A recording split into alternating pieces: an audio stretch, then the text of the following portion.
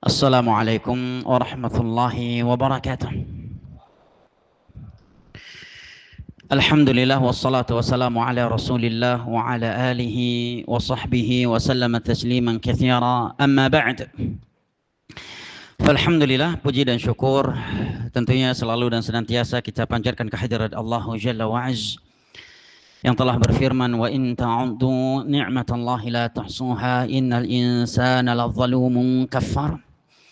Dan kalaulah kalian menghitung-hitung akan nikmat Allah atas kalian, la tahsuha, niscaya kalian tidak akan mampu menghitungnya. Sesungguhnya manusia itu pelaku kezaliman dan kekufuran. Ikhwani al-kiram wa akhwati al-karimat rahimani Allah wa iyyakum wa baraka fikum. Di dalam ayat Al-Quranul Karim ini Allah Jalla wa Ala menegur dan menyadarkan kita semua yang selama ini kurang bersyukur kepadanya dan selalu menganggap diri kita kekurangan nikmat dari Allah Jalla wa Ala. Maka di dalam ayat ini Allah menyadarkan kita bahwasanya tidak ada satupun dari kita yang kekurangan nikmat dari Allah. Bahkan setiap dari kita justru kebanyakan nikmat dari Allah, namun kekurangan syukur dan terlalu kufur kepadanya. Dan tentunya nikmat yang paling berharga bagi seorang muslim dan muslimah yang mengetahui tujuan Allah Jalla wa Ala menciptanya ke dunia yang semua lagi menipu ini dan memahami akan hakikat perjalanannya menuju Allah Jalla wa Ala adalah nikmat agama. Terriwayatkan secara marfu' dengan sanad yang dhaif dan secara mauquf dengan sanad yang sahih dari sebagian sahabat Nabi sallallahu alaihi wasallam, innallaha yu'ti dunya man yuhibbu wa man la yuhibb wa la yu'ti din illa man yuhibb. Nikmat dunia itu akan Allah berikan kepada hamba yang ia cintai dan kepada hamba yang tidak ia cintai sekalipun. Wa la yu'ti din illa man yuhibb. Tetapi nikmat agama itu tidak akan pernah Allah berikan kecuali kepada hamba yang ia cintai sahaja. Dan berkumpulnya kita saat ini setelah melaksanakan ibadah salat maghrib berjamaah yang kita memohon kepadanya, Rabbana taqabbal minna innaka antas sami'ul alim, dan sembari menunggu masuknya waktu salat isya di dalam rumah Allah yang mulia ini untuk kembali melanjutkan talabul ilm, atafaqquh fid din, dan atawasi bil haqqi wat tawasi bis sabr di antara kita setelah libur panjang yang kurang lebih 3 sampai 4 bulan. Ya, ini merupakan dari nikmat agama yang Allah anugerahkan kepada kita dan wajib kita syukuri. Dan insyaallah taala akan kita lanjutkan kembali pelajaran atau kajian kita membahas kitab Lum'atul I'tiqad karya al-Imam Abu Muhammad Abdullah bin Ahmad bin Muhammad bin Qudamah yang hidup pada abad ke-6 Hijriah. Ya, wafat di tahun 620 Hijriah di rumahnya di Damaskus. Kitab ini adalah kitab yang menjelaskan kepada kita akidah as-salaf, akidahnya ahlus sunnati wal jamaah secara umum dan khususnya dalam bab asma wa sifat. Beliau menegaskan bahwa akidah mereka secara umum tidak dibangun kecuali di atas Al-Quran dan di atas hadis Nabi SAW yang sahih dengan pemahaman sebaik-baik generasi umat Islam dari kalangan para sahabat, para tabi'in dan tabi'ut tabi'in. Beliau juga menegaskan bahwasanya akidah mereka khususnya dalam bab asma wa sifat adalah itsbatu ma atsbatahu Allah li nafsihi minal asma'i was sifat, adalah menetapkan apa yang Allah tetapkan untuk dirinya dari nama dan sifat-sifatnya yang Allah tetapkan di dalam Al-Quran dan As-Sunnah sesuai dengan keagungannya Allah Jalla wa'ala sebagai Al-Khaliq, sebagai nama dan sifatnya yang hakiki, bukan majazi. Namun min duni takyifin wala tamthilin wala ta'tilin wala ta'wil, dengan tanpa memperbagaimanakannya dengan logika akal kita. Yang kedua, dengan tanpa menyerupakannya dengan nama dan sifat-sifat makhluk, laisa kamitslihi syai' wa huwas sami'ul basir. Yang ketiga, dengan tanpa menta'tilnya, mendustakan ayat dan hadis yang telah menetapkannya. Dan yang keempat, tanpa mentakwilnya, menyelewengkan maknanya yang zahir kepada makna yang tidak zahir. Dan telah kita ketahui alasan kenapa tidak boleh takwil, telah disebutkan dan telah kita baca ucapan dan penjelasan dari Syekh Muhammad bin Saleh Al-Utsaimin rahimahullahu taala kenapa takwil itu tidak boleh. Setidaknya ada beberapa alasan. Yang pertama, kita ulangi secara global lagi. Setidaknya ada beberapa alasan. Yang pertama, takwil adalah bentuk al-qaulu 'ala Allah bighairi ilm, berbicara tentang Allah tanpa ilmu. Allah mengatakan Ar-Rahmanu 'alal 'arsy istawa. Datang dia mengatakan bukan istawa tetapi istaula. Ya. Allah mengatakan bal yadahu mabsuutatan, dia mengatakan bukan yadan maksudnya, tetapi maksudnya adalah qudrah, maksudnya adalah nikmat. Ini adalah bentuk berbicara tentang Allah tanpa ilmu, dan itu merupakan puncak dosa. Wa an taqulu 'ala Allahi ma la ta'lamun. Yang kedua telah menyelisihi Rasulullah sallallahu alaihi wasallam. Nabi yang turun kepadanya ayat Ar-Rahmanu 'alal 'arsy istawa, atau ayat-ayat lain tentang sifat atau sifat-sifat Allah lain yang Nabi beritakan kepada para sahabatnya, tetapi beliau tidak mentakwilnya. Yang ketiga, menyelisih jalannya para salaf dari kalangan para sahabat radhiyallahu anhum, para tabi'in dan tabi'ut tabi'in yang tidak melakukan takwil. Dan yang berikutnya, menyelisihi bahasa Arab itu sendiri. Karena hukum asal di dalam bahasa Arab adalah al-kalam huwal mutabadir ilal adhan. Ya, yang dipahami dari sebuah kata di dalam bahasa Arab adalah makna yang zahir. Tidak dipalingkan dari makna yang zahir kepada makna yang tersirat, yang muawwal, kecuali karena ada dalil. Ya. Wa illa pada dasarnya sebuah kalimat dengan maknanya yang zahir. Nah. Oleh karenanya seringkali takwil menyelisih kaidah bahasa Arab itu sendiri setelah menyelisihi beberapa alasan di atas. Contohnya, mereka yang mentawil istawa dengan istaula. Di dalam bahasa Arab tidak pernah dikenal bahwasanya di antara makna istawa adalah istaula. Ya. Istawa jika dia bertemu dengan ala, maka tidak ada makna lain kecuali al-ulu wal irtifa', meninggi dan mengatas. Dan jika dia bertemu dengan ila, maka bisa bermakna qasada thumma istawa ila sama', qasada ila sama'i ila ulu.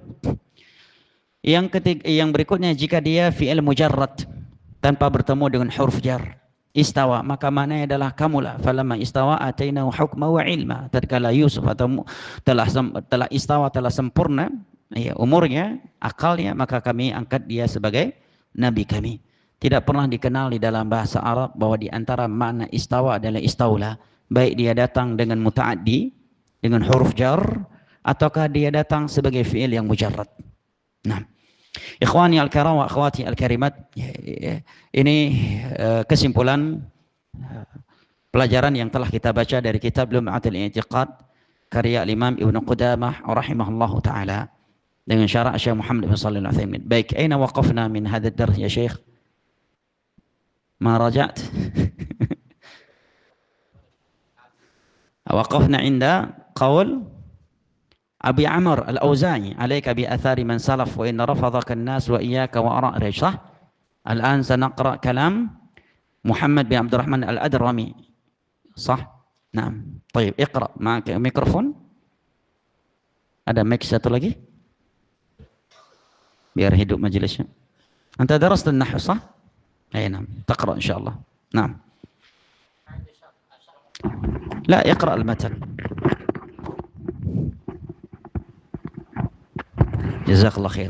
عند قوله وقال محمد بن عبد الرحمن الأدرمي. بسم الله. قال المؤلف رحمه الله تعالى: قول الإمام الأدرمي في هذا الباب: وقال محمد بن عبد الرحمن الأدرمي لرجل تكلم ببدعة ودعا الناس إليها هل علمها رسول الله صلى الله عليه وسلم وأبو بكر وعمر وعثمان وعلي أو لم يعلموها؟ فقال: لم يعلموها. قال: فشيء لم يعلمه هؤلاء أعلمته أنت؟ قال الرجل: فإني أقول قد علموها. قال: أفأوسعهم ألا يتكلموا به ولا يدعو الناس إليه أم لم يسعهم؟ قال: بل وسعهم. قال: فشيء وسع رسول الله صلى الله عليه وسلم وخلفاؤه لا يسعك أنت. فانقطع الرجل. فقال الخليفة وكان حاضرا: لا وسع الله على من لم يسعه وما وسعهم، وهكذا من لم يسعه ما وسع رسول الله صلى الله عليه وسلم. رسول الله منسوب. وهكذا من لم يسعه ما وسع رسول الله صلى الله عليه وسلم وأصحابه والتابعين هم بإحسان والأئمة من بعدهم والراسخين في العلم من تلاوة آيات الصفات وقراءة أخبارها وإمرارها كما جاءت فلا وسع الله عليه. فلا وسع الله عليه. Baik, beliau menceritakan kepada kita sebuah athar perdebatan antara salah satu tokoh Ahlus Sunnah wal Jamaah dan tokoh Ahlul Bidah dari kalangan Jahmiyah yang mempelopori akidah Al-Quran makhluk di masa itu. Mari kita bacakan dulu matannya, nanti akan kita sebutkan beberapa catatan terkait matan ini. Kata beliau, waqala Muhammad ibnu Abdurrahman al-Adrami, demikian sebut beliau di matan ini ya, tetapi sebagian mualliq dan masyayikh yang mensyarah dan menta'liq matan ini mereka menyebutkan bahwa yang tepat bukan al-Adrami tetapi al-Adharmi, dan namanya adalah Abdullah bin Muhammad bin Ishaq, bukan Muhammad bin Abdurrahman al-Adrami. Ya. Namanya adalah Abdullah bin Muhammad bin Ishaq Abu Abdurrahman, ya, al-Adharmi. Al-Hafidh Al-Khatib Al-Baghdadi di dalam tarikhnya juga menyebut, dia juga Imam Ibnu Jauzi dalam Manaqib Imam Ahmad, juga yang lain-lainnya menyebutkan namanya adalah apa yang telah kita baca tadi. Nah, ia pernah berkata kepada seseorang yang memiliki akidah yang bid'ah.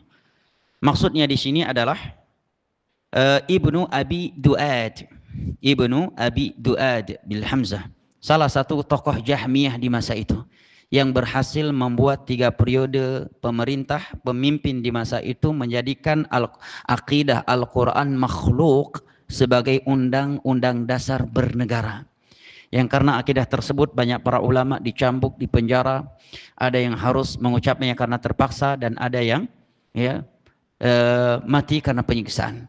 Di antara ulama yang dipenjara karena enggan mengucapkan Al-Quran makhluk dan beliau seorang tokoh dari tokoh kaum muslimin adalah Al-Imam Ahmad bin Muhammad bin Ahmad bin Hanbal Abu Abdullah rahimahullahu ta'ala. Beliau dipenjara suatu ketika, ada baiknya kita membaca biografi Imam Ahmad agar membuat kita semakin kokoh berpegang teguh di atas sunnah di akhir zaman ini. Namun secara ringkas, beliau dipenjara selama 3 periode. Ya. Hanya karena tidak mau mengucapkan Al-Quran makhluk.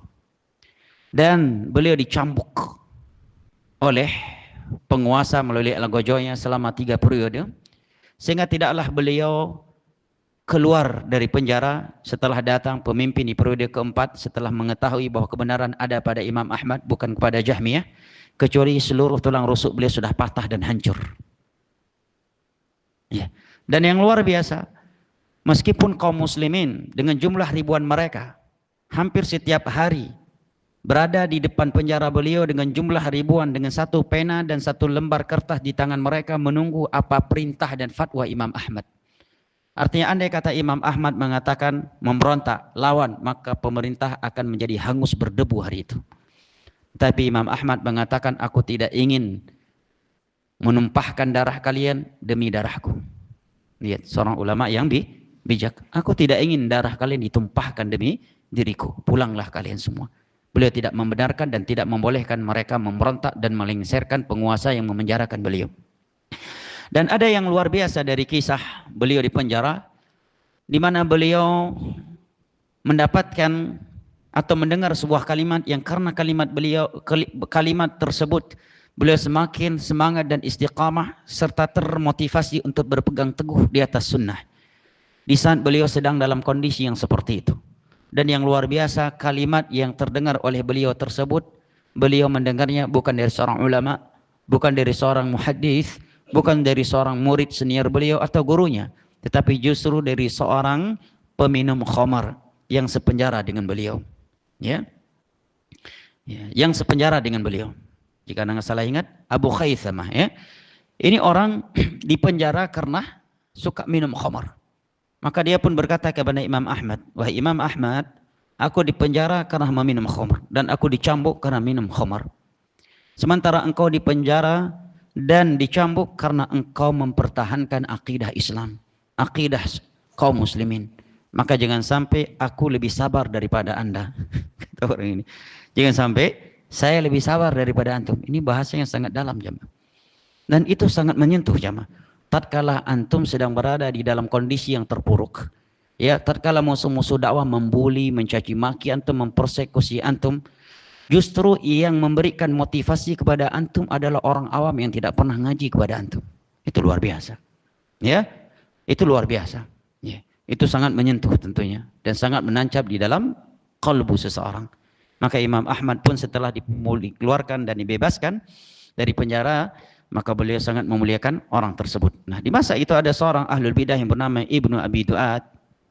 Dia orang yang pertama kali mengatakan Al-Quran makhluk dan termasuk musuhnya Imam Ahmad, dan sebab dialah banyak ulama di penjara, di antaranya adalah Imam Ahmad bin Hanbal. Beliau lebih dikenal kepada bin Hanbal padahal nama ayahnya Muhammad. Ahmad bin Muhammad bin Ahmad.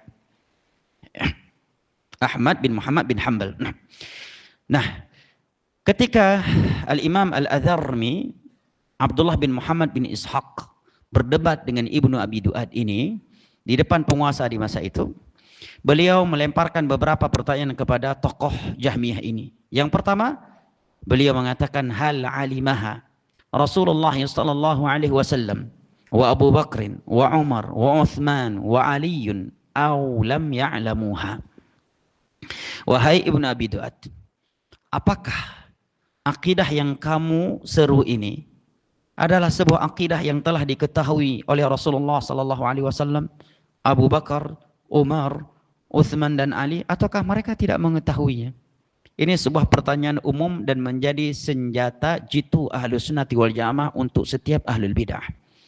Nah, jika ada yang mengatakan perayaan Maulid Nabi sallallahu alaihi wasallam adalah suatu ibadah dan dianjurkan, tanyakan kepadanya, apakah perayaan Maulid itu bernilai ibadah diketahui oleh Nabi sallallahu alaihi wasallam, Abu Bakar, Umar, Uthman dan Ali, Khulafa ar-Rasyidin? Apakah mereka mengetahui atau tidak bahwa Maulid, perayaan Maulid itu baik? Maka ia pun mengatakan lam ya'lamuha, mereka tidak mengetahuinya. Jawab siapa? Ibnu Abi Duat. Maka beliau pun kembali bertanya kepadanya, fa syai'un lam ya'lamhu haula'i alimtahu ant, sesuatu yang tidak diketahui oleh Nabi sallallahu alaihi wasallam dan para sahabatnya, khususnya Khulafa ar-Rasyidin, tetapi Anda bisa mengetahuinya. Ya. Tetapi Anda bisa mengetahuinya. Ya. Faqala rajul, dia pun akhirnya meralat ucapannya. Dia pun mengatakan, fa inni aqul qad alimuha. Baik, kalau demikian saya katakan mereka mengetahui akidah ini. Ucap Ibnu Abi Duat. Mereka mengetahuinya. Maka sang imam kembali mengutarakan kepadanya pertanyaan, afa wasi'ahum alla yatakallamu bih wala yad'un nasa ilaihi am lam yasa'hum. Andai kata Nabi sallallahu alaihi wasallam dan para sahabatnya, khususnya Khulafa ar-Rasyidin, mengetahui akidah ini bahwa Al-Quran itu makhluk, bukan firman Allah, maka dua pertanyaan kepada Anda. Yang pertama, apakah mereka pantas tidak membicarakannya dan tidak menyuruh manusia kepada akidah ini, ataukah tidak pantas? Paham? Kalau ini benar akidah yang diketahui oleh Nabi dan para sahabatnya, maka dua pertanyaan buat Anda. Pantaskah Nabi SAW dan para sahabatnya, khususnya Khulafa ar-Rasyidin, tidak berbicara tentang akidah ini, juga tidak menyuruh kaum muslimin kepada akidah ini, ataukah tidak pantas? Ataukah tidak mungkin? Jika dia menjawab satu dari dua jawaban, kedua-duanya dia akan terjebak. Dia pun mengatakan bal wasi'ahum, mungkin saja, pantas saja Nabi dan para sahabat saat itu tidak berbicara tentang akidah yang satu ini, bahwa Al-Quran makhluk, meskipun mereka tahu. Maka sang imam kembali bertanya kepadanya, fa syai'un wasi'a Rasulullah sallallahu alaihi wasallam wa khulafa'ahu la yasa'uka anta. Kalau demikian berarti jika ada sesuatu di mana Nabi SAW dan Khulafa ar-Rasyidin saja tidak berbicara tentangnya dan tidak menyuruh manusia kepadanya, lantas tidak pantas bagi Anda untuk diam? Tidak pantas bagi Anda untuk tidak berbicara dan tidak menyuruh manusia kepadanya? Artinya karena dia akan mengajak manusia kepada Al-Quran makhluk. Dia katakan tadi Nabi mengetahuinya, para sahabat mengetahuinya. Tapi alasannya, Nabi tidak berbicara tentang itu. Makanya tidak ada hadis yang mengatakan Al-Quran makhluk. Maka beliau tanyakan kembali. Kalau memang Nabi mengetahuinya, para sahabatnya mengetahuinya, tetapi mereka diam tidak membicarakannya, kenapa Anda nggak diam? Kalau mereka mengetahui tetapi mereka tidak menyuruh kepada akidah itu, kenapa Anda tidak diam dan tidak tidak berhenti menyuruh kepada akidah ini? Fanqata'ar rajul, dia pun terbungkam. Ya. Maka sang khalifah, faqala al-khalifah, sang khalifah maksudnya adalah al-wathiq billah bin Mu'tasim. Ya. Pun berkata, wa kana hadiran la wasa'allahu ala man lam yasa'hu ma wasi'ahum. Lihat, sang khalifah orang awam tetapi masih bersih dari syubhat. Ya. Penguasa awam terkadang lebih mudah dapat hidayah daripada ahlul bid'ah. Maka sang presiden khalifah pun berkata, semoga Allah tidak meluaskan ya orang yang dia tidak merasa luas dengan apa yang Nabi dan para sahabatnya terluaskan dengannya. Maksudnya adalah semoga Allah menyempitkan keadaan orang yang tidak merasa luas dengan apa yang Nabi dan para sahabatnya luas dengan itu. Artinya Nabi dan para sahabatnya, jika mereka tercukupi dengan suatu akidah, mereka tidak membicarakannya, tidak menyuruh kepadanya. Lantas datang orang justru membicarakannya dan menyuruh kepadanya, berarti dia tidak merasa cukup dengan apa yang Nabi dan para sahabatnya tercukupi. Nah, ikhwani al-kiram wa akhwati al-karimat rahimani Allah wa iyyakum wa baraka fikum. Di sini ada faedah dari Syekhuna Yasin Al-Adini rahimahullahu taala. Kisah ini memang ma'ruf sekali, tetapi Imam Az-Zahabi rahimahullahu taala sendiri mengatakan fi sanadihi majahil. Pada sanad kisah ini terdapat rawi-rawi yang majhul. Ya. Beliau juga mengatakan kemudian rahimahullah Syekh Yasin mengatakan wa hadhihi al-munadharah nuwajihu biha kulla mubtadi'in fid din wa in kana sanaduha dha'ifan. Meskipun sanad kisah ini dhaif, namun kandungan dari perdebatan ini dapat kita jadikan sebagai argumentasi untuk membantah setiap pelaku bid'ah di dalam agama ini. Tidak hanya pada bid'ah khalqil Quran, juga berlaku untuk setiap orang yang melakukan bid'ah di dalam urusan agama. Contohnya, jika ada yang menganggap perayaan Al-Isra wal Mi'raj itu bagian dari agama, kita tanyakan kepadanya, apakah Nabi SAW dan para sahabatnya, khususnya Khulafa ar-Rashidin, mengetahui keutamaan merayakan malam Lailatul Isra wal Mi'raj ataukah tidak? Pasti jawabannya cuma satu dari dua kan? Kalau dia mengatakan tidak mengetahui, berarti Anda lebih berilmu daripada Nabi dan para sahabatnya. Kalau dia meralatnya, ya seperti orang yang tadi meralat, jawabannya, oh tahu, pastilah tahu, Nabi lebih tahu, Nabi tahu. Ya, tidak mungkin Nabi enggak tahu. Nabi tahu, para sahabatnya juga tahu. Maka kita katakan, andai kata Nabi tahu dan para sahabatnya tahu, tetapi tidak ada satupun riwayat hadis atau ucapan para sahabat yang menganjurkannya, berarti mereka diam kan? Berarti mereka diam, tidak membicarakannya dan tidak menyuruh manusia kepada perayaan tersebut. Maka kenapa Anda tidak diam? Ya, maka kenapa Anda tidak diam? Ya, makanya tadi beliau bertanya, andai kata ya, Nabi mengetahuinya, maka apakah Nabi dan para sahabatnya boleh diam, tidak membicarakannya dan tidak menyuruh manusia kepadanya, ataukah mereka tidak boleh diam? Kalau dia menjawab tidak boleh diam, berarti Nabi membicarakannya dan menyuruh kepadanya. Buktikan mana riwayat yang menunjukkan bahwa Nabi dan para sahabatnya membicarakannya dan menyuruh manusia kepada akidah itu. Kalau dia mengatakan, oh enggak, Nabi tahu, para sahabat juga, cuma mereka diam, tidak menyampaikannya. Sekarang kita jelaskan kepada umat, kita katakan, kenapa Anda tidak diam dalam perkara yang mana Nabi SAW dan para sahabatnya saja diam? Kenapa Anda tidak tercukupi dengan sesuatu yang Nabi SAW dan para sahabatnya tercukupi dengannya? Jelas ya? Ini menjadi senjata dan ya argumentasi yang digunakan oleh seorang salafi, seorang al-athari, seorang yang mengikuti salaf dalam membantah setiap para pelaku bid'ah di dalam agama ini. Oleh karenanya Al-Imam Ibnu Qudamah setelah menyebutkan kisah ini, beliau mengatakan wa hakadha man lam yas'ahu. Contoh lainnya dalam bab ta'wil. Barang siapa yang mengatakan istawa adalah istaula, kita katakan kepadanya, Apakah makna istawa adalah istaula diketahui oleh Nabi sallallahu alaihi wasallam, khulafa ar-rasyidin, ataukah tidak? Kalau dia menjawab tidak, berarti Anda lebih berilmu daripada Nabi sallallahu alaihi wasallam dan para sahabatnya. Kalau dia menjawab, oh iya, Nabi tahu dong. Kita katakan, ya, kalau Nabi tahu, coba sebutkan satu riwayat yang menunjukkan Nabi sallallahu alaihi wasallam dan para sahabatnya memaknakan istawa dengan mana istaula. Kalau dia menjawab, ya, oh mungkin Nabi tahu dan para sahabatnya juga tahu, namun mereka tidak membicarakannya. Nggak ada hajat di masa itu. Kita katakan, kalau Nabi sallallahu alaihi wasallam dan para sahabatnya diam dan tidak membicarakannya, berarti mereka boleh diam untuk tidak membicarakannya, kan? Maka kenapa Anda tidak diam dari membicarakan sesuatu yang tidak dibicarakan oleh Nabi sallallahu alaihi wasallam dan para sahabatnya? Kalau dia mengatakan, oh enggak, Nabi dan para sahabatnya berbicara tentang itu dan mereka menyuruh kepadanya, buktikan.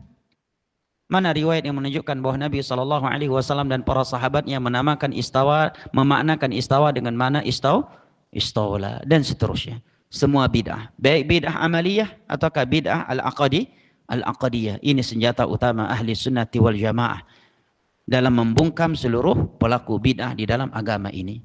Demikian juga mereka yang menggantikan zikir setelah salat 5 waktu dengan konteks-konteks yang tidak pernah dianjurkan oleh Rasulullah sallallahu alaihi wasallam. Sebagai contoh, Al-Fatihah. Seringkali sebagian orang beralasan kan Al-Fatihah baik, Al-Fatihah bagus. Kita tanyakan, apakah itu diketahui oleh Rasulullah sallallahu alaihi wasallam dan para sahabatnya, khususnya al-khulafa ar-rasyidin, ataukah tidak? Kalau ia mengatakan mereka tidak mengetahuinya, berarti Anda lebih berilmu daripada beliau dan khulafa ar-rasyidin. Kalau dia mengatakan, oh Nabi tahu dong, tanyakan kepadanya. Kalau Nabi tahu, apakah boleh, pantas bagi Nabi dan para sahabatnya untuk diam tidak menyampaikannya? Kalau dia mengatakan, oh tidak boleh, pasti mereka menyampaikannya.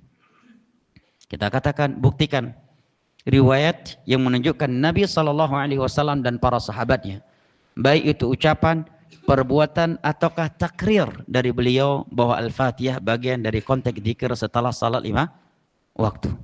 Kalau dia ralat, oh enggak, mereka ya tahu tetapi mereka tidak berbicara tentangnya, tidak menyuruh kepadanya. Kita katakan, kenapa Anda tidak tercukupi dengan sesuatu yang Nabi dan para sahabat tercukupi dengannya? Dengan bahasa lain, kenapa Anda tidak diam? Ya, tidak diam dari membicarakan sesuatu yang tidak dibicarakan oleh Nabi sallallahu alaihi wasallam dan para sahabatnya. Ini kaidah umum. Ya, ini argumentasi umum yang dapat diutarakan kepada setiap pelaku bidah di dalam agama ini. Wahakadha, kemudian kata beliau, demikianlah man lam yasa'hu ma wasi'a Rasulullah sallallahu alaihi wasallam wa ashabahu wa tabi'ina lahum bi ihsanin wal a'immata min ba'dihim wal rasikhina fil ilmi min tilawati ayati sifat wa qira'ati al-akhbariha wa imrariha kama jad fala wasa'a Allahu alaihi. Demikian juga setiap mereka yang tidak merasa cukup, tidak merasa puas dengan manhaj, dengan petunjuk, dengan jalan, dengan cara beragamanya Rasulullah sallallahu alaihi wasallam, para sahabatnya, para tabi'in yang mengikuti mereka dengan kebaikan, dan imam-imam yang datang setelah mereka, serta orang-orang yang kokoh ilmunya, ya, dalam membaca ayat-ayat sifat, membaca kabar-kabar yang berbicara tentang sifat-sifat Allah, dan ya, membiarkan ayat-ayat tersebut sesuai dengan zahirnya. Namun ingat, sesuai dengan zahirnya yang sesuai dengan keagungannya Allah, tanpa takyif, tanpa tamthil, tanpa ta'til, dan tanpa ta'wil. Fala wasa'allahu alaih, maka semoga Allah tidak mencukupkan dia. Ya, dan memang ya, setiap para pelaku bidah tidak pernah tercukupi di dalam agama, enggak punya sifat qanaah. Kenapa? Mereka tidak mengikuti, tidak qanaah dengan sunnah Nabi sallallahu alaihi wasallam. Sehingga lihat, ya, akhirnya mereka berpindah dari satu bidah ke bidah yang lainnya. Yang tadinya meninggalkan beberapa sunnah, dengan berjalannya waktu semakin banyak sunnah Nabi yang ditinggalkan, ya, dan semakin bervariasi bidah yang mereka lakukan di dalam sehari-hari.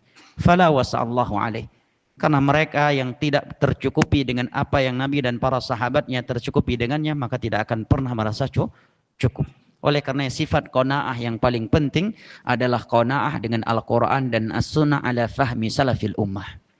Jika seseorang tidak memiliki sifat qanaah dengan nikmat, dengan harta yang halal yang Allah berikan, ya itu suatu yang tidak baik, apalagi tidak qanaah dengan Al-Quran dan As-Sunnah ala fahmi salafil ummah, dengan pemahaman sebaik-baik generasi umat Islam ini.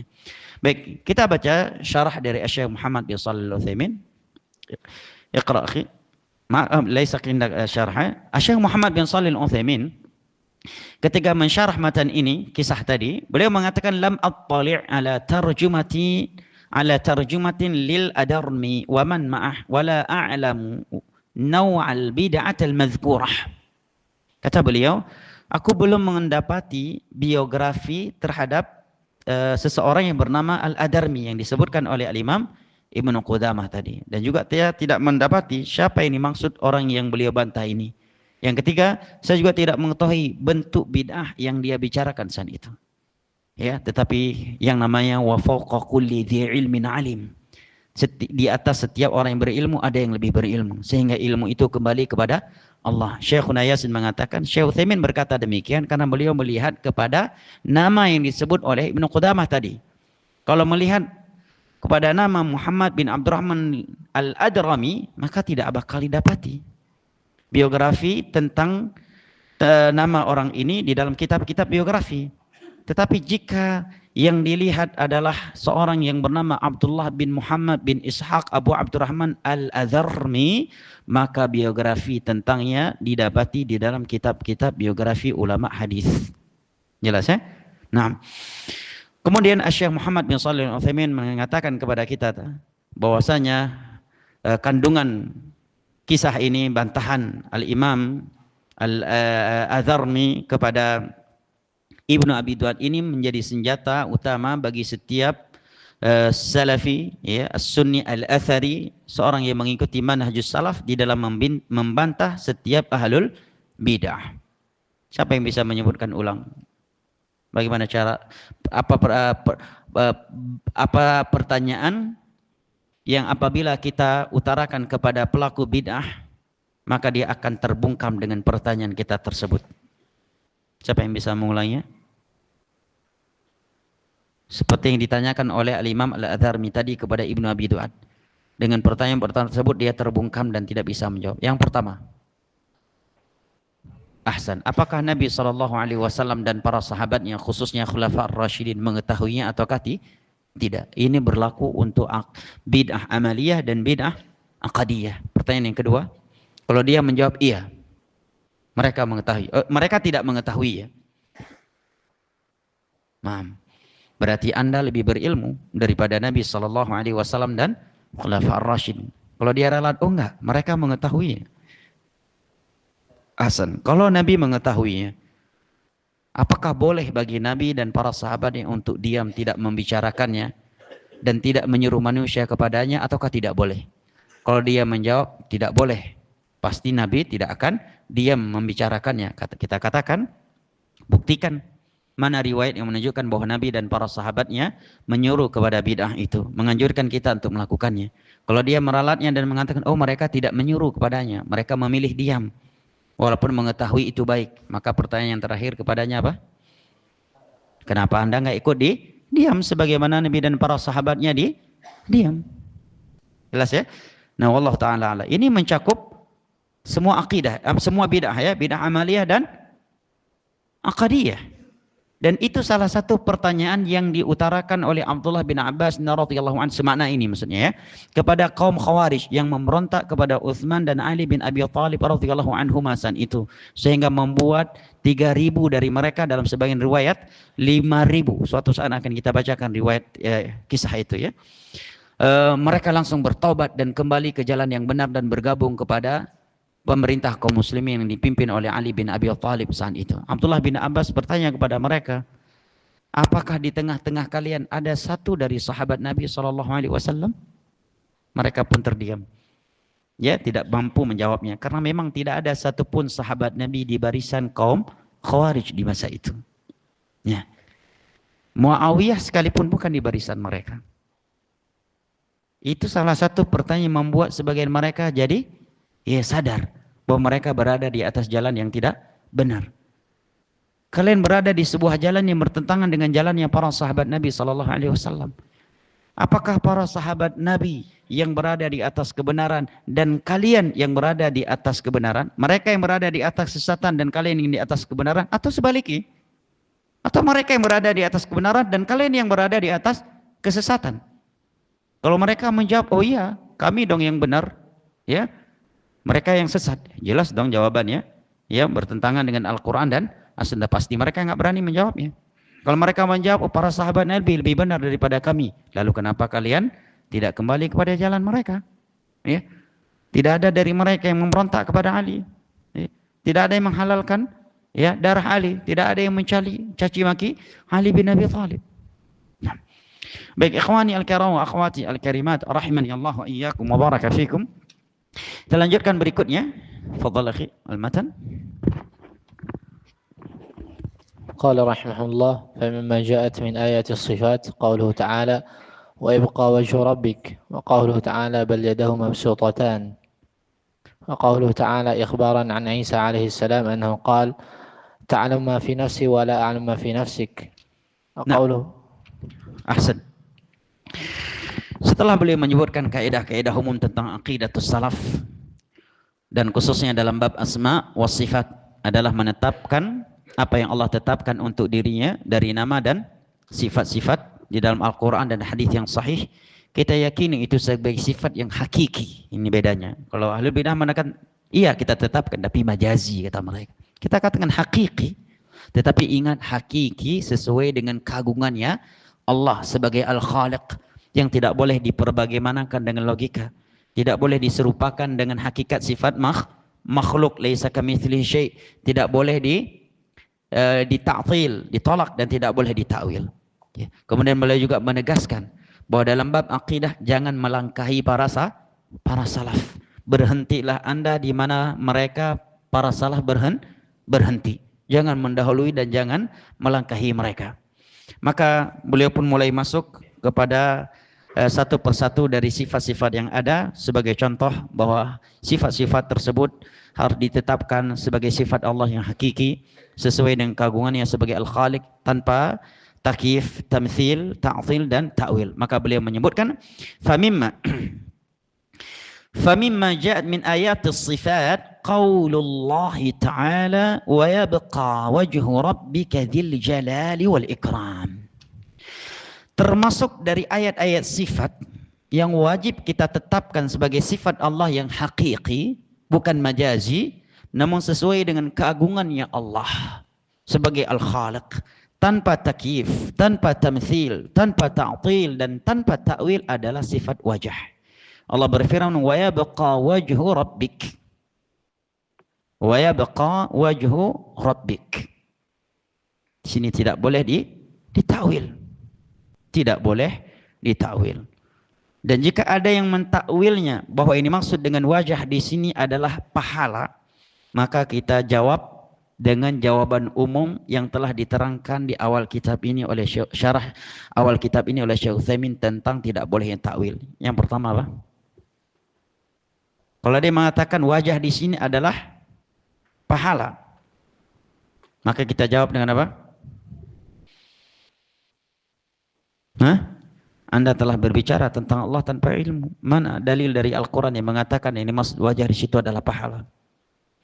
Yang kedua, menyelisih sunnah Nabi SAW. Nabi tidak mentafsirkannya dengan pahala. Yang ketiga, menyelisih jalannya para salaf yang imraruha ala zahirha, membiarkan ayat sifat sesuai dengan zahirnya. Namun ingat, zahirnya sesuai dengan keagungannya Allah sebagai Al-Khaliq. Ya, yang keempat, menyelisih bahasa Arab, karena hukum asal di dalam bahasa kalimat orang berbicara ada mutakwil. Setiap kata itu sesuai dengan makna yang zahir, yang tersurat, bukan yang tersirat, kecuali ada qarinah, indikasi, dalil yang kuat. Makanya dalam bab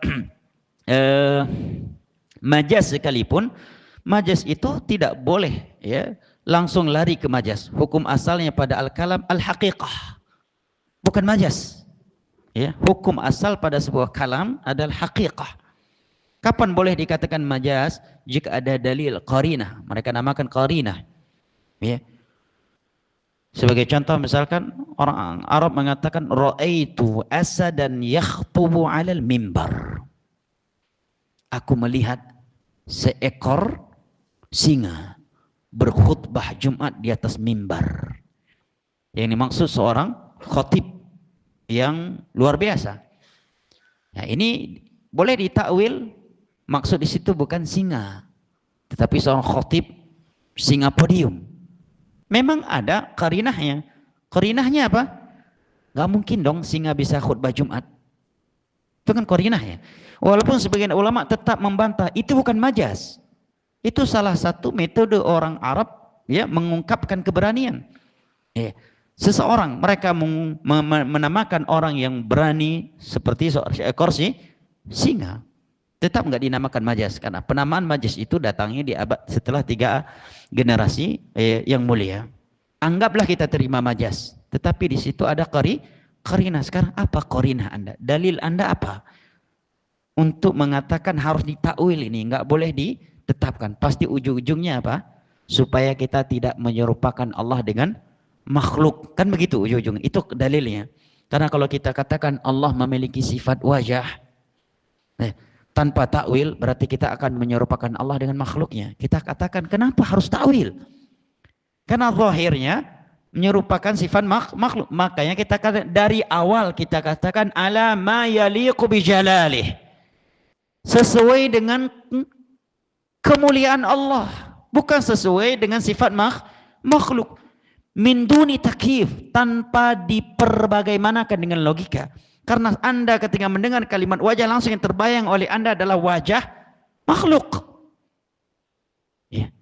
Karena secara umum manusia ini kalau mendengar sesuatu, dia tidak mungkin bisa membayangkannya kecuali dengan sesuatu yang pernah terlihat, terdengar dan terbesit di hatinya. Sedangkan hakikat sifat Allah tidak pernah terlihat, tidak pernah terdengar dan tidak pernah terbesit di hati kita. Ya, walillahil mathalul a'la. Allah lebih tinggi, lebih mulia, lebih sempurna dari itu semuanya. Yang kedua, kita dari awal sudah mengatakan wala tamtsil, tanpa menyerupakannya. Kalau mereka mengatakan tapi sifat ini kan ada pada makhluk, kita katakan kalau demikian berarti Anda tidak boleh meyakini Allah memiliki sifat mendengar, mengetahui, melihat, karena sifat itu juga ada pada makhluk. Kenapa pada sifat itu Anda tidak takwil? Dia akan menjawab, oh beda dong. Sifat mendengar, melihat dan mengetahuinya Allah itu sesuai dengan keagungannya Allah. Berbeda dengan sifat mendengar, melihat dan mengetahuinya makhluk yang penuh dengan kekurangan. Kita katakan cerdas. Kenapa di bagian ini jadi blow on? Kenapa Anda tidak katakan yang sama pada sifat Allah yang lain? Al-kalam fi ba'dhi sifat kal kalam fi ghairiha. Ya, fi ba'dhin akhar. Sebagaimana Anda mengatakan sifat mendengar, melihat dan mengetahuinya Allah itu sifat yang hakiki, tidak perlu ditakwil walaupun makhluk memiliki sifat itu, karena berbeda sifat mendengar, melihat dan mengetahuinya Allah dengan sifat melihat, mendengar dan mengetahui makhluk. Kenapa tidak Anda katakan pada sifat Allah yang lainnya bahwa sifat wajahnya Allah ya itu sesuai dengan keagungannya sebagai Al-Khaliq, tidak bersama dengan sifat wajahnya makhluk yang penuh dengan kekurangan. Selesai. Nah, al-kalam fi sifat kal kalami fi zat. Sebagaimana zat Allah tidak menyerupai makhluknya dan kita tidak harus mentakwilnya, maka demikian juga sifat-sifat Allah. Jelas? Baik, ada nih. Baik. Muhammad kama barakta alaihi wa ala alihi wa sahbihi innaka Hamidum Majid wa barik ala. Baik, jamaah yang dimuliakan Allah, Al-Imam Ibnu Qudamah rahimahullahu taala tadi menyebutkan sifat wajah bagi Allah sebagai sifat yang hakiki. Perlu diketahui penetapan sifat al-wajah bagi Allah Jalla wa'ala itu ditetapkan oleh Al-Quran, karena ayat yang telah kita simak tadi, oleh hadis Nabi SAW yang begitu banyak seperti tabtaghi biha wajah Allah, engkau mengharapkan wajah Allah dengan sedekah tersebut. Demikian juga ijma' para salaf. Ya, dari mana kita mengetahui para salaf ijma? Di dalam kitab-kitab akidah yang ditulis oleh para ulama seperti kitab akidah Ahlussunnah wal Jamaah karya Al-Imam Al-Lalikai, Al-Imam Al-Ajurri, ya Al-Asy'ariyah, dan juga kitab-kitab akidah yang lainnya.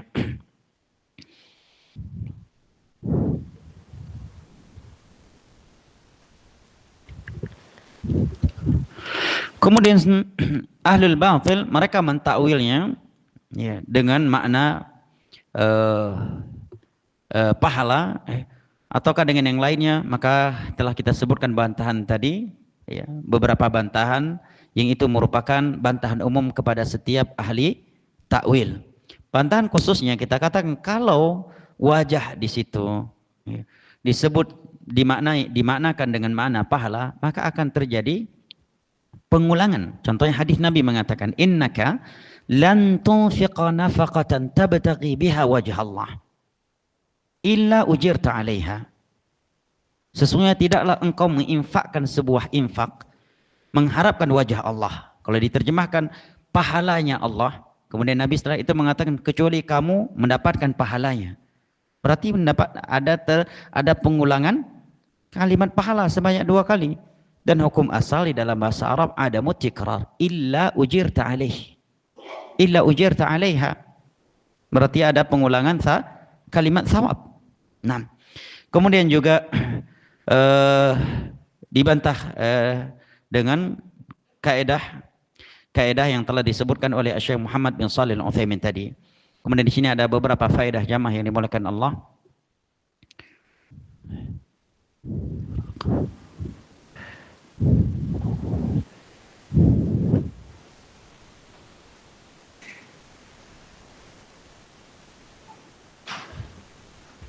Ya. Bahwasanya kalau dikatakan pahala, bagaimana cara menerjemahkan wa yabqa wajhu rabbik? Semua alam semesta ini fana dan yang tersisa adalah wajah Rabbmu.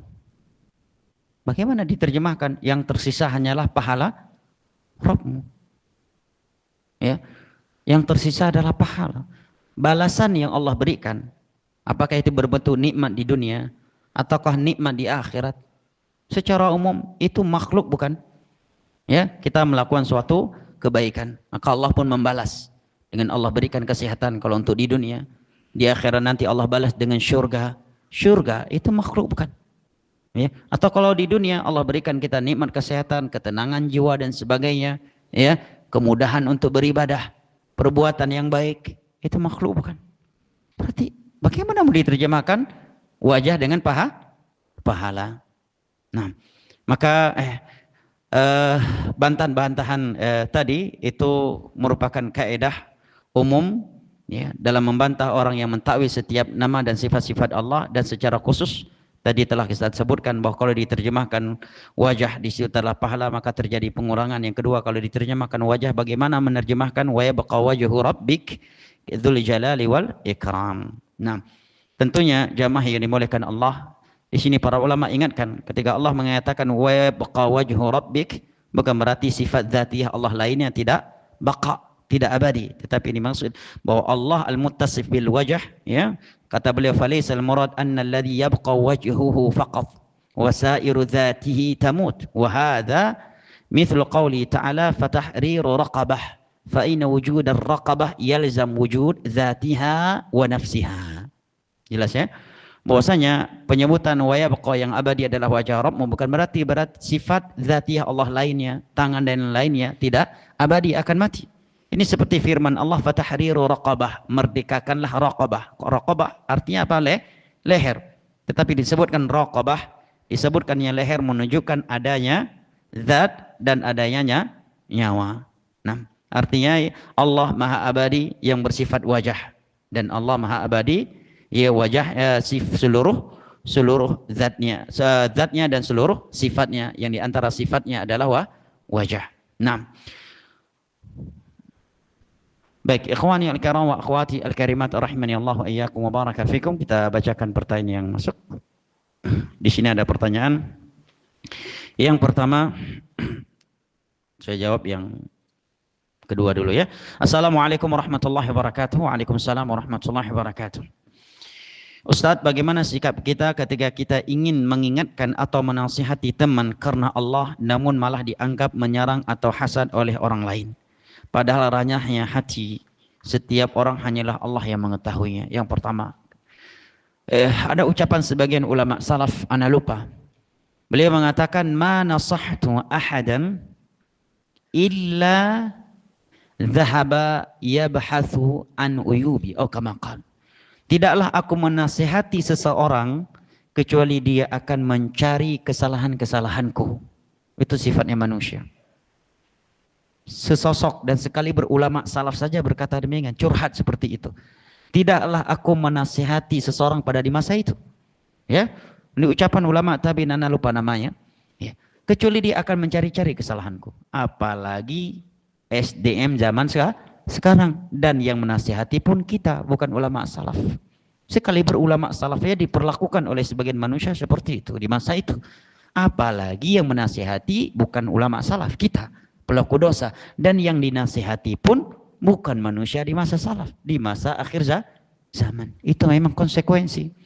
Mending kalau sekedar dikatakan hasad, Nabi dikatakan majnun, Nabi dikatakan syair, Nabi dikatakan sahir, tukang sihir, Nabi dituduh ingin menguasai orang Arab. Itu konsekuensi dari al-amr bil ma'ruf wan nahyi anil munkar. Yang kedua, jamaah dimuliakan Allah, ya, semua jalan menuju surga itu penuh tantangan dan rintangan. Dan di antara jalan yang akan menyampaikan kita kepada surga adalah al-amr bil ma'ruf wan nahyi anil munkar. Yang di antaranya adalah nasihat. Berarti pasti ada ujian dan rintangan. Yang ketiga, kita harus ingat firman Allah, wa ja'alna ba'dakum li ba'dhin fitnah atasbirun wa kana rabbuka basira. Kami akan jadikan sebagian kalian sebagai ujian terhadap sebagian yang lainnya. Akankah kalian bersabar? Wa kana rabbuka basira. Yang berikutnya, wa a'rid 'anil jahilin. Allah mengatakan khudhil afwa wa'mur bil 'urf wa'mur bil ma'ruf bil 'urfi wa a'rid 'anil jahilin. Maafkan, tetap mengajak kepada yang ma'ruf, dan berpalinglah dari orang-orang jahil. Ayat ini dibacakan oleh Abdullah bin Abbas kepada Umar di saat beliau hampir memukul seseorang. Ketika orang itu berkata kepada Umar, "Ma tahkum fina bil adil." Wahai Umar bin Khattab, Anda pemimpin yang tidak adil kepada rakyat. Sesosok Umar, jamaah, dikatakan demikian. Padahal dalam kisah disebutkan kalau untuk orang lain beliau memberikan 2 pakaian, untuk anaknya sendiri beliau cuma berikan 1 pakaian. Itu Umar.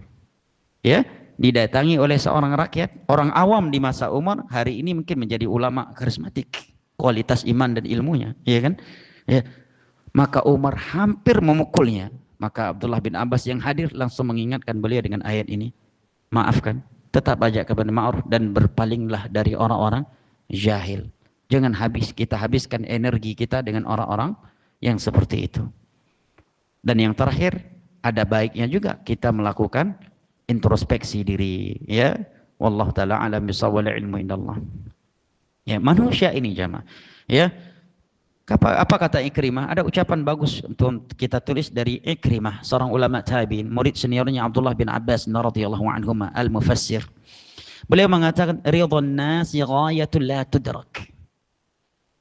Cintanya manusia adalah puncak yang tidak akan pernah mampu dicapai. Cintanya manusia. Nah, di saat kita melakukan kebaikan, kita bisa dituduh dengan tuduhan-tuduhan negatif, apalagi memang kita sedang salah. Itu sifatnya manusia. Ya. Di mata orang yang keras dan kaku, kita dianggap orang yang mumayyi', tidak punya prinsip. Dianggap orang yang bermudah-mudahan di dalam beragama. Namun di waktu yang sama, kita di mata orang yang mumayyi', yang bermudah-mudahan dalam agama, kita dianggap terlalu saklek.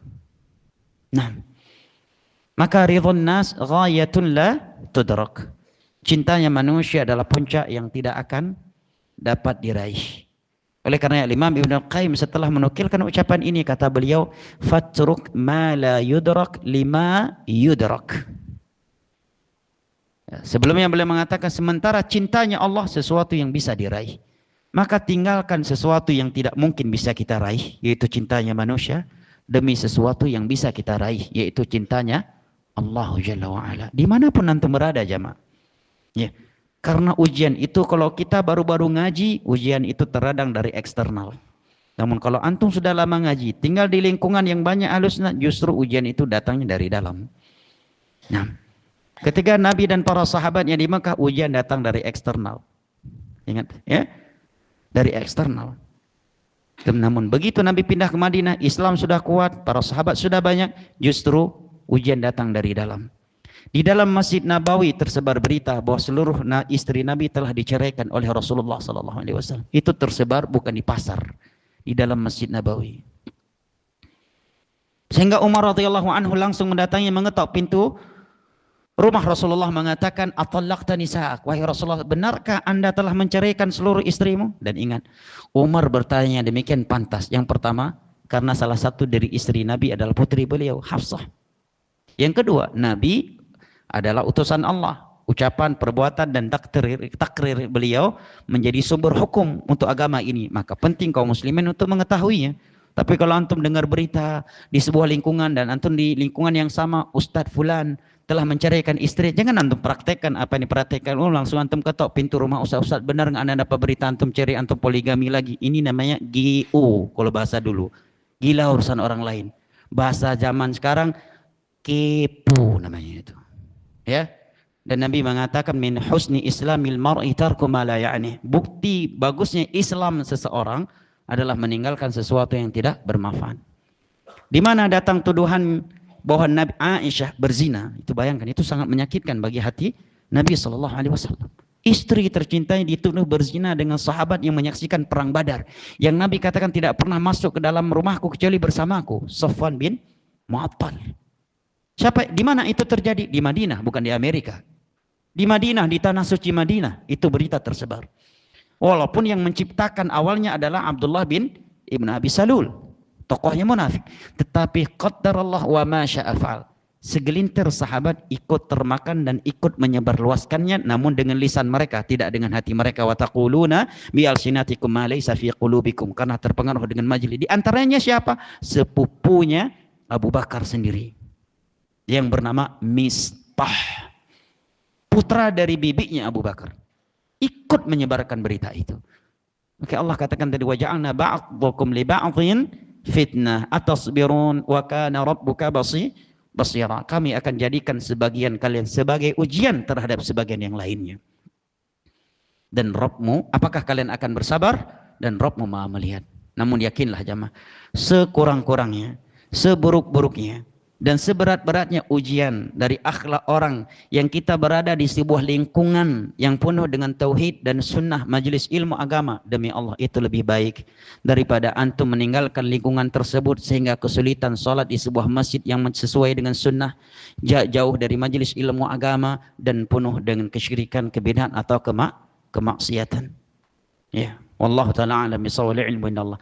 Pertanyaan berikutnya, bismillah, assalamualaikum warahmatullahi wabarakatuh. Waalaikumsalam warahmatullahi wabarakatuh. Bolehkah saya sebagai panitia kurban melobi pedagang kurban, meminta hadiah atau imbalan sebagai daya tarik untuk membeli hewan kurbannya, meski hadiah tersebut bukan untuk keuntungan pribadi, melainkan untuk panitia atau yayasan? Yang pertama, barakallahu fik, kaidah pertama dalam Islam, hukum meminta itu tidak boleh. Ya, bukan sesuatu yang terpuji. Wala yazalur rajul yas'al hatta ya'ti yaumal qiyamah wa laysa fi wajhi muz'atul lahm. Kalau dia kan meminta tadi katanya kan, meminta. Ya. Kecuali dia datang di hari kiamat dalam keadaan tidak ada sepotong daging lagi di wajahnya. Ucap Nabi sallallahu alaihi wasallam. Kalau yang disebut meminta, ya.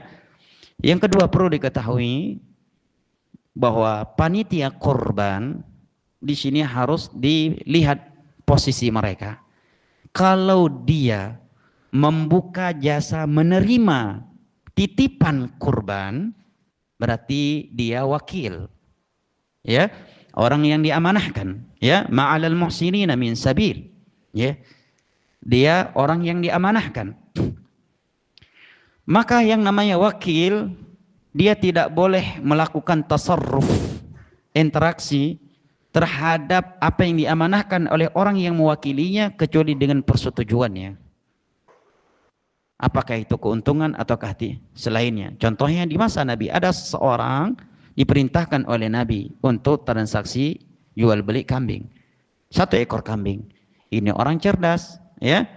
Akhirnya 1 ekor kambing dapat dijual, kemudian dia bisa membeli 2 ekor kambing lagi. Dia lapor kepada Nabi, tidak langsung mengambilnya. Nah, jika yang mewakilkan Anda membolehkan Anda ngambil untung, misalkan dia titip 3 juta per kambing, rupanya Anda bisa membelinya dengan harga 2.500.000. Berarti 500 ini milik yang mewakilkan Anda. Kalau dia mengatakan boleh Anda ambil, maka boleh. Kalau dia tidak mengatakannya, maka tidak boleh. Jelas? Kalau posisi kita adalah orang yang diwakilkan oleh si pemilik uang dan panitia korban wakil. Beda halnya kalau Anda memang seorang agen. Ya.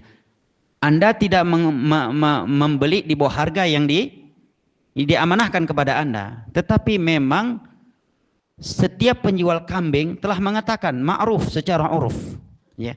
Jika kita bisa mendatangkan pembeli kambing kepada dia, kita dapatnya dari dia, bukan dari uang yang mewakili kita. Maka sejatinya kita tidak bertindak tanduk di atas harta yang diamanahkan oleh orang yang mewakili kita, tetapi kita mendapatkan fee oleh si pemilik korban, ya. Adapun ke dia kita tetap bayarnya sesuai dengan apa yang dia amanahkan. Ya, ini yang disebut dengan dalal, calo. Ya, calo.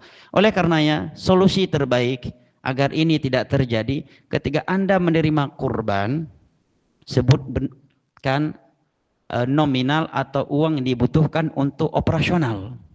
Karena butuh operasional panitia kurban, ya kan?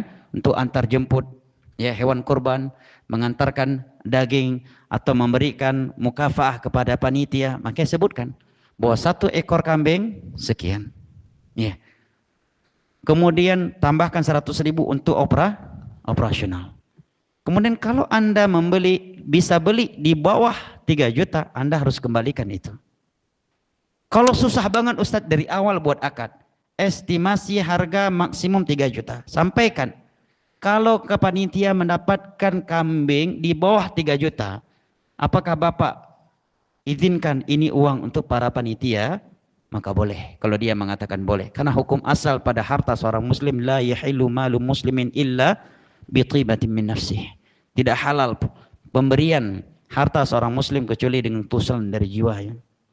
Oleh karena dalam Islam itu dia harus dibedakan mana uqud al-iwaf, ya, transaksi jual beli dengan transaksi sosial. Itu dibedakan, ya. Jangan sampai seorang memperlihatkan transaksi yang dia lakukan adalah transaksi sosial, pada sejatinya itu adalah transaksi jual beli. Ada cuan, ada keuntungan di balik itu. Kalau transaksi sosial, dia hanya mengharap pahala di sisi Allah. Nah, maka dari awal perjelaskan. Ini hal yang perlu diperhatikan. Jangan sampai hanya demi secuil serupiah atau beberapa rupiah kita terhalangi masuk surga. Nah, ana juga selagi ingat perlu diperhatikan juga bahwa panitia kurban jangan mencampurkan daging kurban seseorang dengan daging kurban orang lain. Ini sering terjadi. Contohnya nih, ya, kambing setelah disembelih, ya, memang pas disembelih disebutkan ini punya si fulan, ya. Iya, punya si fulan, udah disembelih, telepon punya bapak udah disembelih.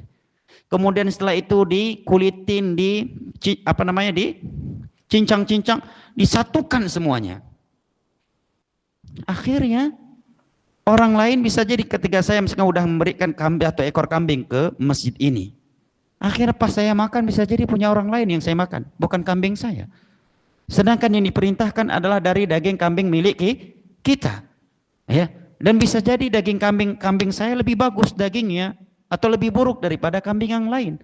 Maka ayat menyatakan faqulu minha wa at'imul qani awal mu'tar. Makanlah dari hewan kurbanmu. Solusinya apa? Kalau ribet, solusinya dari awal langsung ambil 1 paha.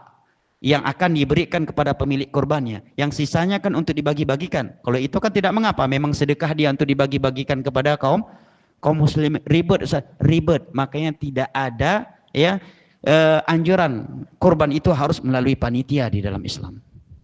Ya. Menawarkan jadi panitia yang sekedar wasilah untuk memudahkan urusan kaum muslimin. Ya. Makanya kalau di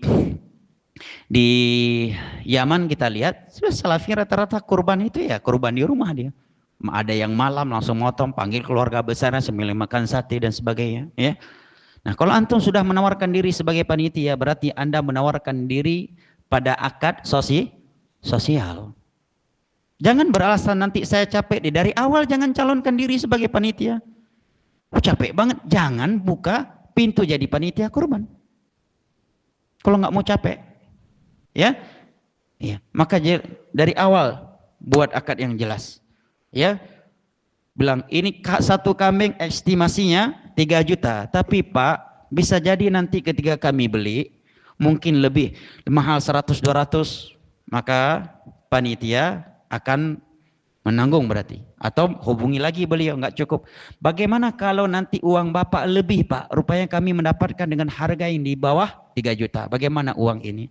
Dari awal harus jelas ya. Dari awal harus jelas. Kemudian daging kambing atau sapi seseorang jangan dicampurkan dengan orang lain. Ya. Yang kita berikan kepada dia adalah daging kurban dia. Jangan sampai daging kurban orang lain. Kecuali yang dia amanahkan untuk kita bagi-bagikan. Nah, barakallahu fikum. Wallahu ta'ala alam bisawab wal ilmu innallah. Assalamualaikum Ustaz. Waalaikumsalam warahmatullahi wabarakatuh. Bolehkah pengkurban, ini agak sedikit lucu ya, meminta seluruh dagingnya? Ngapain ngasih ke panitia, buat orang repot aja. Bolehkah pengkurban meminta seluruh dagingnya untuk membagi-bagikan sendiri ke kerabat dan tetangganya, tetapi karena panitia kurang setuju untuk hal itu, maka saya jadi ikut panitia? Jawabannya boleh. Ya, berarti Anda bayar jasa mereka.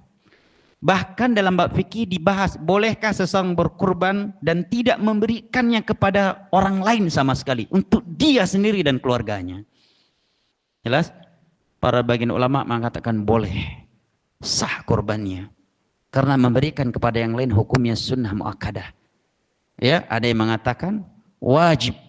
Kalau dia tidak memberikannya, dia berdosa, namun kurbannya tetap sah. Karena keumuman perintah Allah, fakulu minha wa at'imul ba'isal faqir. Dalam ayat yang lain, fakulu minha wa at'imul qani'a wal mu'tar. Makanlah dari daging kurbanmu itu dan berikan sebagiannya kepada orang fakir dan membutuhkannya. Hukum sah? Sah.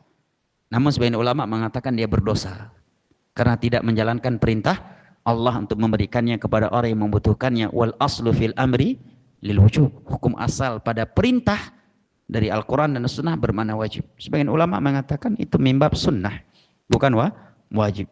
Nah, wallahu ta'ala alam bisawab. Wal ilmu indallah. Ya, kalau antum ingin dapat banyak, ya tinggal panggil tukang jagal ke rumah. Suruh dia yang minta dia potong gaji 100-200 ribu. Ambil daging semua. Ya, karena memang mohon maaf ya, ana nggak menyinggung sebuah panitia, tapi pengalaman pribadi ana. Ada sebagian panitia sebelum ketika buka poster ngajak orang menyembelih berkorban, itu masya Allah bahasanya sopan santun, ayo berkorban. Giliran di hari H dia berubah jadi saklek, kaku, marah-marah kepada kita sahib korban. Ini nggak pantas, ya. Bahkan ada sebagian anak sendiri pernah ditanya, kapan ya punya saya disembelih? Padahal kita tanya bukan untuk memburu dia, tapi biar kita tahu ya kapan akan disembelih. Udah kalau buru-buru Ustadz sembelih aja sendiri, nggak usah titipkan ke kami. Setelah kejadian itu sampai anak nggak pernah lagi milik pada panitia yang seperti itu. Ya, karena ada sebagian orang seperti itu. Ya. Maka kalau Anda sudah membuka jasa itu, berarti harus amanah, harus sabar, ya. Dan itu transaksi sosial.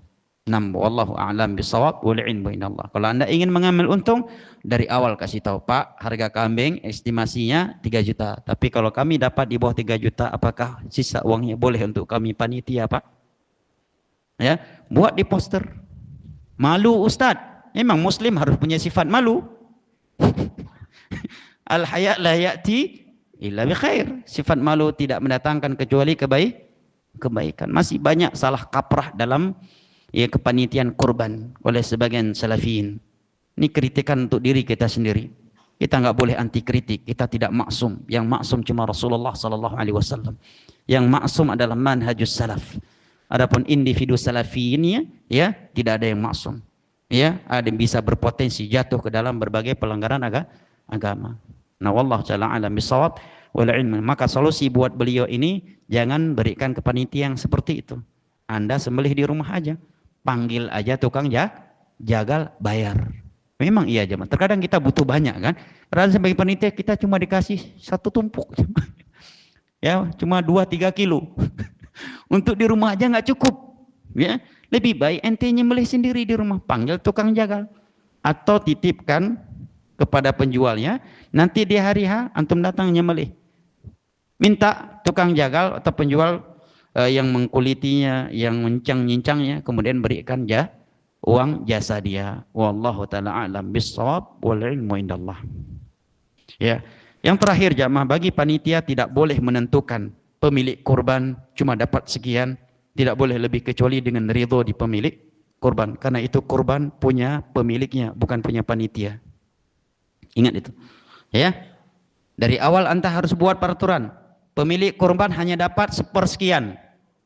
Ya, berarti kalau nanti kalau Anda nggak tulis si penitip kurban dapat sekian, di hari H dia bilang maaf ya, saya ambil 2/3, sisanya berapa berarti?